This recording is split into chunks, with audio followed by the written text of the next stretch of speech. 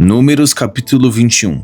Quando o rei cananeu de Arade, que vivia no Neguebe, soube que Israel vinha pela estrada de Atarim, atacou os israelitas e capturou alguns deles. Então Israel fez este voto ao Senhor: se entregares este povo em nossas mãos, destruiremos totalmente as suas cidades. O Senhor ouviu o pedido de Israel e lhes entregou os cananeus. Israel os destruiu completamente, a eles e às suas cidades, de modo que o lugar foi chamado Ormá. Partiram eles do monte Or pelo caminho do Mar Vermelho, para contornarem a terra de Edom. Mas o povo ficou impaciente no caminho, e falou contra Deus e contra Moisés, dizendo: por que vocês nos tiraram do Egito para morrermos no deserto? Não há pão, não há água, e nós detestamos essa comida miserável. Então o Senhor enviou serpentes venenosas que morderam o povo, e muitos morreram. O povo foi a Moisés e disse: pecamos quando falamos contra o Senhor e contra você. Ore pedindo ao Senhor que tire as serpentes do meio de nós. E Moisés orou pelo povo. O Senhor disse a Moisés: faça uma serpente e coloque-a no alto de um poste. Quem for mordido e olhar para ela viverá. Moisés fez então uma serpente de bronze e a colocou num poste. Quando alguém era mordido por uma serpente e olhava para a serpente de bronze, permanecia vivo. Os israelitas partiram e acamparam em Obote. Depois partiram de Obote e acamparam em Ijé-Abarim, no deserto defronte de Moabe, ao leste. Dali partiram e acamparam no vale de Zered. Partiram dali e acamparam do outro lado do Arnon, que fica no deserto que se estende até o território amorreu. O Arnon é a fronteira de Moabe, entre Moabe e os amorreus. É por isso que se diz no livro das guerras do Senhor: Vaabe em Sufá e os vales de Arnon, e as ravinas dos vales que se estendem até a cidade de Ar e chegam até a fronteira de Moabe.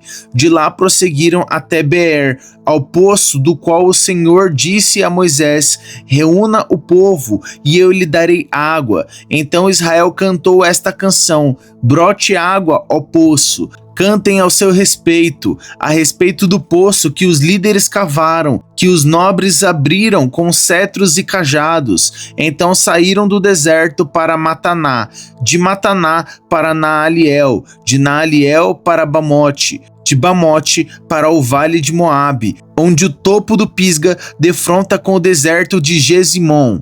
Israel enviou mensageiros para dizer a Seom, rei dos amorreus: deixa-nos atravessar a tua terra, não entraremos em nenhuma plantação, em nenhuma vinha, nem beberemos água de poço algum, passaremos pela estrada do rei até que tenhamos atravessado o teu território. Seom, porém, não deixou Israel atravessar o seu território, convocou todo o seu exército e atacou Israel no deserto. Quando chegou a Jazá, lutou contra Israel. Porém, Israel o destruiu com a espada e tomou-lhes as terras, desde o Arnon até o Jaboque, até o território dos amonitas, pois Jazar estava na fronteira dos amonitas. Israel capturou todas as cidades dos amorreus e as ocupou, inclusive Esbom e todos os seus povoados. Esbom era a cidade de Seom, rei dos amorreus, que havia lutado contra o antigo rei de Moabe, tendo-lhe tomado todas as suas terras até o Arnon. É por isso que os poetas dizem: venham a Esbom, seja ela reconstruída, seja restaurada a cidade de Seom. Fogo saiu de Esbom, uma chama da cidade de Seom consumiu Ar de Moabe, os senhores do alto Arnon. Ai de você, Moabe, você está destruindo o povo de Camos. Ele fez os seus filhos fugitivos e de suas filhas prisioneiras de Seom, rei dos amorreus. Mas nós os derrotamos. Esbom está destruída por todo o caminho até Dibom. Nós os arrasamos até Nofá e até Medeba. Assim Israel habitou na terra dos amorreus. Moisés enviou espiões a Jazar, e os israelitas tomaram os povoados ao redor e expulsaram os amorreus que ali estavam. Depois voltaram e subiram pelo caminho de Bazã E Og, rei de Bazã, com todo o seu exército, marchou para enfrentá-los em Edrei. Mas o Senhor disse a Moisés: não tenha medo dele, pois eu o entregarei a você, juntamente com todo o seu exército e com a sua terra. Você fará com ele o que fez com Seom, rei dos amorreus, que habitava em Hesbom. Então eles o derrotaram, bem como seus filhos e todo o seu exército, não lhes deixando sobrevivente algum, e tomaram posse da terra dele. Números capítulo 22. Os israelitas partiram e acamparam nas campinas de Moabe, para além do Jordão, perto de Jericó. Balaque, filho de Zippor, viu tudo o que Israel tinha feito aos amorreus, e Moabe teve muito medo do povo, porque era muita gente. Moabe teve pavor dos israelitas. Então os moabitas disseram aos líderes de Midian: essa multidão devorará tudo o que há ao nosso redor, como o boi devora o capim do pasto. Balaque, filho de Zippor, rei de Moabe naquela época, enviou mensageiros para chamar Balaão, filho de Beor, que estava em Petor, perto do rio, em sua terra natal. A mensagem de Balaque dizia: um povo que saiu do Egito cobre a face da terra e se estabeleceu perto de mim. Vem agora lançar uma maldição contra ele, pois é forte demais para mim. Talvez então eu tenha condições de derrotá-lo e expulsá-lo da terra, pois sei que quem você abençoa é abençoado, e quem você amaldiçoa é amaldiçoado. Os líderes de Moabe e os de Midian partiram, levando consigo o preço para os encantamentos mágicos. Quando chegaram, comunicaram a Balaão o que Balaque tinha dito. Disse-lhes Balaão: passem a noite aqui, e eu lhes trarei a resposta que o Senhor me der. E os líderes moabitas ficaram com ele. Deus veio a Balaão e lhe perguntou: quem são esses homens que estão com você? Balaão respondeu a Deus: Balaque, filho de Zippor, rei de Moabe, enviou-me essa mensagem: um povo que saiu do Egito cobre a face da terra. Vem agora lançar uma maldição contra eles. Talvez então eu tenha condições de derrotá-lo e de expulsá-lo. Mas Deus disse a Balaão: não vá com eles, você não poderá amaldiçoar esse povo, porque é povo abençoado. Na manhã seguinte, Balaão se levantou e disse aos líderes de Balaque: voltem para sua terra, pois o Senhor não permitiu que eu os acompanhe. Os líderes moabitas voltaram a Balaque e lhe disseram: Balaão recusou-se a acompanhar-nos. Balaque enviou outros líderes, em maior número e mais importantes do que os primeiros. Eles foram a Balaão e lhe disseram: assim diz Balaque, filho de Zippor, que nada o impeça de vir a mim, porque eu o recompensarei generosamente e farei tudo o que você me disser. Venha, por favor, e lance para mim uma maldição contra esse povo. Balaão, porém, respondeu aos conselheiros de Balaque: mesmo que Balaque me desse o seu palácio cheio de prata e de ouro, eu não poderia fazer coisa alguma, grande ou pequena, que vá além da ordem do Senhor meu Deus. Agora, fiquem também vocês aqui essa noite, e eu descobrirei o que mais o Senhor tem para dizer-me.